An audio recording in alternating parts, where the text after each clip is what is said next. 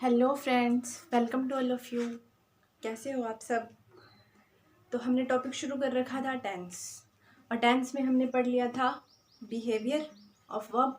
और वर्ब्स कल हमने पढ़ ली थी 12 की 12 कि वर्ब कैसे आनी है, कि जब सिंपल प्रेजेंट हो, सिंपल पास्ट हो, सिंपल फ्यूचर हो तो क्या यूज़ होगा, परफेक्टिव फॉर्म हो तो क्या आएगा, प्रोग्रेसिव हो तो क्या आएगा। वो सारा मैंने कल आपको कल के वीडियो में बता दिया था। आज हम उससे आगे चलेंगे और आज हम पहला टेंस लेंगे, simple present tense. Simple present tense. देखिए, यहाँ मैं 2 एग्जाम्पल लिख रही हूँ। जैसे I go to Agra, I go to Agra. इसी तरह से मैंने लिखा the cow is white, the cow is white. अब ये 2 सेंटेंस हैं और दोनों ही किसके हैं, सिंपल प्रेजेंट के हैं। हम कई बार ये तो देख लेते हैं, हमें ये तो पता है कि V1 दी हुई है तो ये सिंपल प्रेजेंट है, लेकिन जब आ जाती है बात किसकी, इज की, तो हम फिर ये सोचते हैं कि इसको किस में काउंट किया जाए। ये बात है। तो यही चीज़, आज ही कन्फ्यूज़न पहले दूर कर रही हूँ मैं आपकी, क्योंकि हमने बिहेवियर किसका देखना है, वर्ब का, तो वर्ब का ही बिहेवियर देखेंगे यहाँ पे। अब जो ये सेंटेंस है और इसमें जो वर्ब है वो है एक्शन वाली वर्ब। कैसी वर्ब है, एक्शन वर्ब। और जो ये दूसरा सेंटेंस है इसमें ये वर्ब कौन सी है, स्टैटिव वर्ब। कौन सी वर्ब है, स्टैटिव वर्ब। यानी हमें जो सेंटेंस है वो 2 चीज़ों में मिलेगा, एक एक्टिव वर्ब में और एक स्टैटिव वर्ब में। अब जो एक्शन वाली वर्ब है, उसमें यूज़ क्या करेंगे हम, V1 या फिर V1 प्लस एस या ES, या हेल्पिंग वर्ब में करेंगे डू, डज, और इनके साथ क्या लगते हैं, मैंने कल बताया था V1 लगाते हैं। तो एक्शन वाली वर्ब में हम यूज़ करेंगे V1 S या ES, डू, डज और V1। स्टैटिव वर्ब क्या होती है अभी, जो किसको बताती है, किसी स्टेट को बताती है, किसी अवस्था को बताती है। अब स्टेट में कैसे, जैसे इसमें हम यूज़ क्या करते हैं, बी, और अगर प्रेजेंट की बात चल रही है तो बी की फॉर्म आ जाएगी इज, एम और आर। तो ये तो बात थी वर्ब की, कि सेंटेंस हमें 2 टाइप्स में मिलेगा, एक एक्शन में और एक स्टेट में। एक्शन के लिए हम यूज़ करेंगे V1 SEIS, और क्या यूज़ करेंगे हम, डू और डज प्लस V1। इसी तरह से द काव इज वाइट, इज क्या है यहाँ पे, स्टैटिव वर्ब, और स्टैटिव वर्ब के लिए यूज़ किया जाता है, यानी कि जो स्टैटिव वर्ब है वो बताती है स्टेट को, और स्टेट के लिए हम कौन सी वर्ब यूज़ करेंगे, बी, और बी की प्रेजेंट फॉर्म यूज़ करेंगे इज, एम और आर। दैट्स क्लियर है इतना। चलें आगे। अब देखिए, अब हमें कन्फ्यूज़न कहाँ आती है कि V1 कहाँ आएगा, V1 S या ES कहाँ आएगा, डू, डज, ये कहाँ आएंगे। तो इसका छोटा सा हम पढ़ लेते हैं इसके बारे में, ताकि हमें आगे कोई भी कन्फ्यूज़न ना रहे।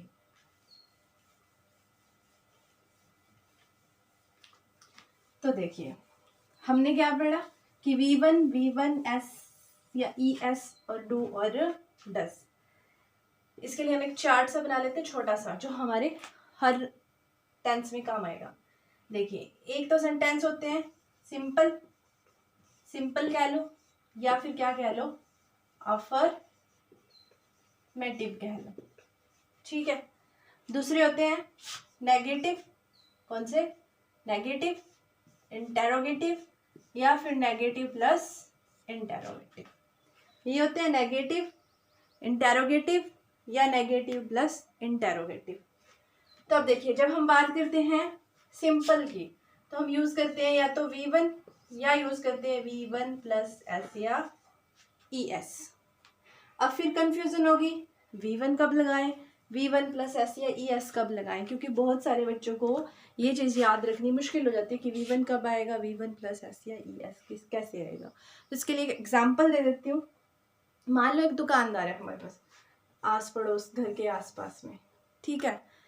वो एक चीज़ को बेच रहा है 10 रुपये में, लेकिन वही चीज़ अगर कोई उसको सिंगल पर्सन मिल जाता है या कोई ऐसा व्यक्ति मिल जाता है जो उसका जानकार नहीं है, तो उसको वो 10 की नहीं बेचेगा, उसको तो कहेगा 12 की दूंगा भाई, ये चीज़ 12 की है। और लेने वाला भी लेगा क्योंकि उसको भी नहीं पता कि ये 12 की है या नहीं है। तो उसका मतलब उसने उसको 10+2 दिया, 10+2 दिया, ठीक है। लेकिन अगर वही चीज़ क्या हो जाए, ग्रुप में चले जाए, कोई उसके जान पहचान का चला जाए, तब कितने का देगा वो? 10 का ही देगा, यानी सिंगल ही देगा। तो क्या समझे, 10+2 देगा यानी V1+ES देगा। कब? जब वो बंदा कैसा होगा? सिंगल होगा। और V1 देगा कब? जब वही बंदा कैसा होगा? प्लूरल होगा। आपको एग्जाम्पल कभी भूलना नहीं चाहिए। भी दुकानदार है 10 की चीज़ 12 में दे रहा है, कब? जब वो बंदा सिंगल है। और 10 में ही देगा जब वो बंदा कैसा है? प्लूरल है।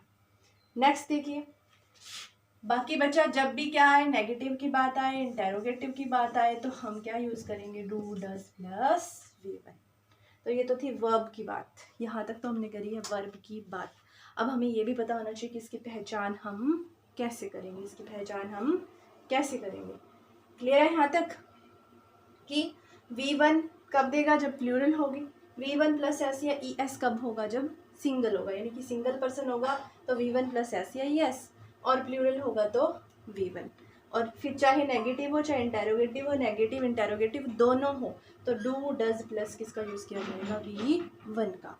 अब हम इसकी बात कर लेते हैं थोड़ी सी इसकी आइडेंटिटी की, कि इसकी पहचान कैसे होगी, इसकी पहचान कैसे होगी। देखो, कोई भी सेंटेंस, दुनिया का कोई भी ऐसा सेंटेंस नहीं है जिसकी आप प्रॉपर हिंदी बना सको, जिसकी आप प्रॉपर हिंदी बना सको। तो कैसे? पहचान, आइडेंटिटी, आइडेंटिटी, पहचान पढ़ रहे हैं हम इसकी। दोनों पहचान पढ़ाऊंगी मैं आपको, इसकी हिंदी की भी और इसकी पहचान कैसी भाई? इंग्लिश की भी। और काम कौन सी आएगी? हमारे इंग्लिश की पहचान। अब हिंदी की पहचान सबने पढ़ी हुई है, वह जाता है, वह खाता है, वह हंसता है, वह रोता है, वह गाती है। तो मतलब क्या आएगा? ता, ते और ती है। जहाँ पे भी लगा हुआ ता है, ती है, ते है, वहाँ पे क्या आएगा? Simple present tense. ये तो बात थी हिंदी की। और ये किसके साथ लगा होगा? कोई ना कोई क्रिया होगी, कोई ना कोई क्रिया होगी, कोई ना कोई वर्ब होगी।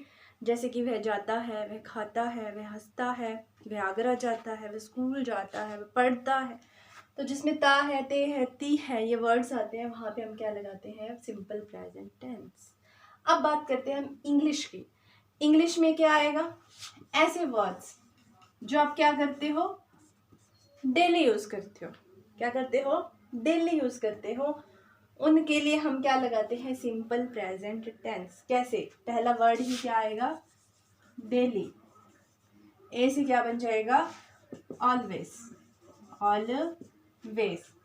उसके बाद है एवरी, एवरी। और एवरी के साथ क्या आएगा? Time, every plus time. जैसे every day, every month, every evening, every morning. Next क्या आएगा इसमें? नेक्स्ट इसी के साथ आएगा ऑफन। क्या चीज़ भी? ऑफन। वो वर्ड्स जो डेली यूज़ किए जाते हैं, जैसे daily, always, every, time, often. वहाँ पे किसका यूज़ होता है? सिंपल प्रेजेंट टेंस का। किसका यूज़ किया जाता है वहाँ पे? सिंपल प्रेजेंट टेंस का। ये पहली पहचान थी इंग्लिश की। दूसरी पहचान क्या है? ऐसे वर्ड जो हम कैसे यूज़ करते हैं? नॉट डेली, नॉट डेली, जो डेली नहीं होते। जैसे रेयरली। क्या चीज़ भी? रेयरली। क्या भी? रेयरली। उसके बाद जैसे नेवर, नेवर, रिसेंटली। ठीक है, रेयरली हो गया, रिसेंटली हो गया, नेवर हो गया, और क्या चीज़ भी? सेल्डम। रेयरली की थोड़ी स्पेलिंग देख लेंगे। रेयरली, रिसेंटली, नेवर और सेल्डम। ये वर्ड्स जहाँ पे भी आ जाते हैं वहाँ पे हम क्या यूज़ करते हैं भाई? Simple present tense. पहला है डेली, दूसरे हैं नॉट डेली। तीसरे देखो, तीसरे हैं रेगुलर, क्योंकि हमें पहचान चाहिए इंग्लिश की, तो इसलिए मैं इसको साफ कर रही हूँ।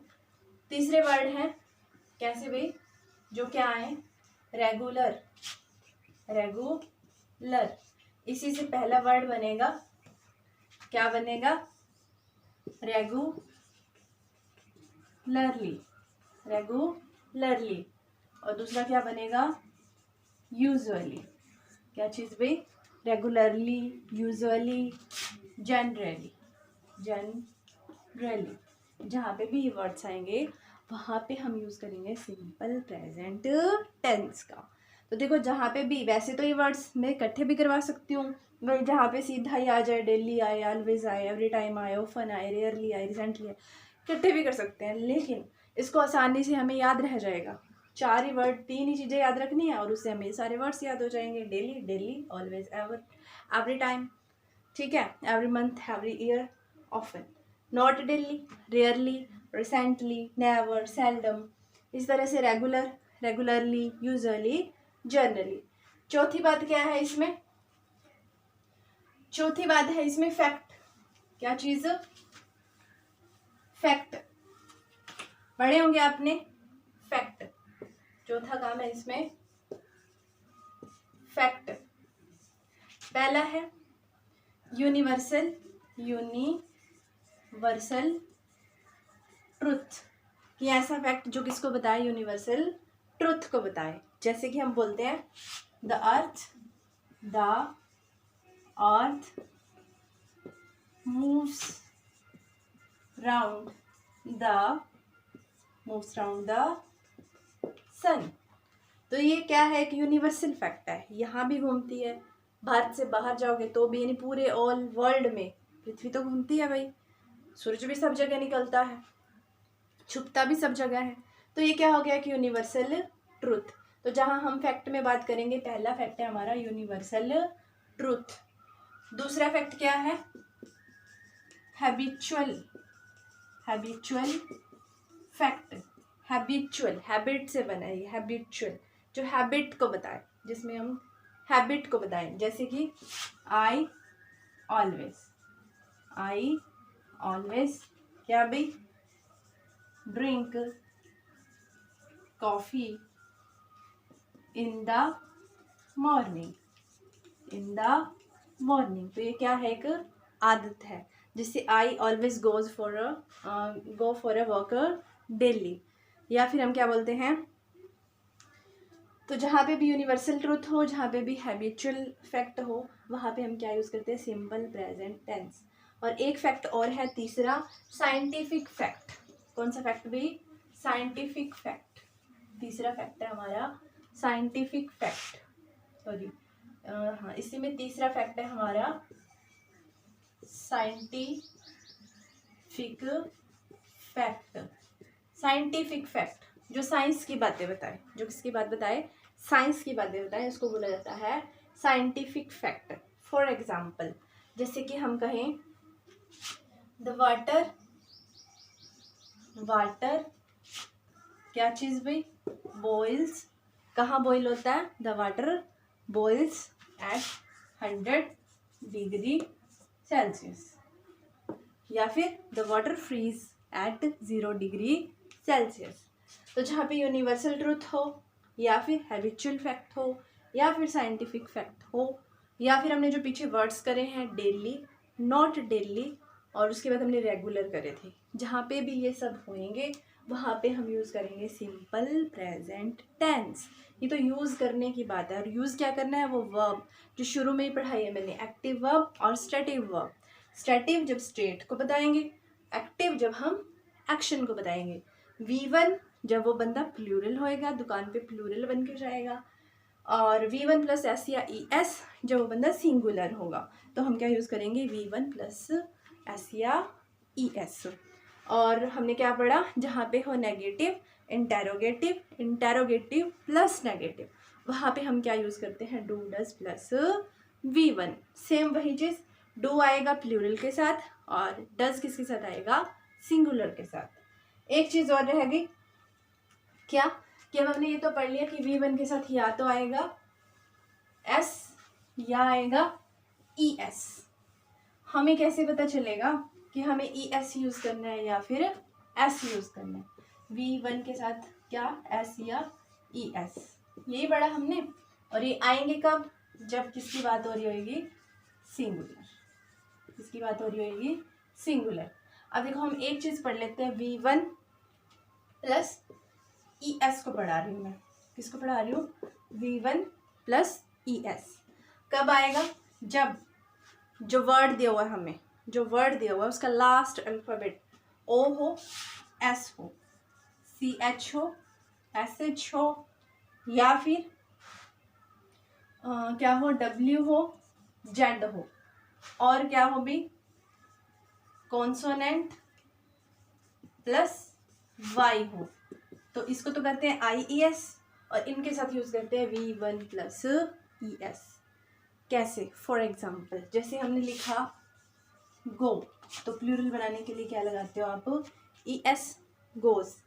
हमने लिखा स्टडी, क्या लिखा भाई, स्टडी, तो ये Y आ गया, इससे पहले कॉन्सोनेंट आ गया, तो क्या आ गया, स्टडीज, क्या आ गया, स्टडीज। इसी तरह आप लिखते हो बस, BUS, क्या आ गया पीछे, S आ गया, इसका प्लूरल क्या बनाते हैं हम, बसेस, पीछे क्या लगता है, ES लगता है, क्या लगता है, ES लगता है। लेकिन ये तो इसका प्लूरल हो गया, हम वर्ब की बात कर रहे हैं, इसको मत करना आप, क्योंकि हम वर्ब की बात कर रहे हैं, सॉरी। ठीक है, तो जहाँ भी हमें लास्ट में क्या आ जाए, OS, CH, SH, WZ और Y के साथ कॉन्सोनेंट, तो वहाँ पे हम क्या यूज़ करते हैं, V1 प्लस ES। ये था आपका आज का टॉपिक। कल हम करेंगे इसके क्वेश्चन, इसकी practice. Thank you so much.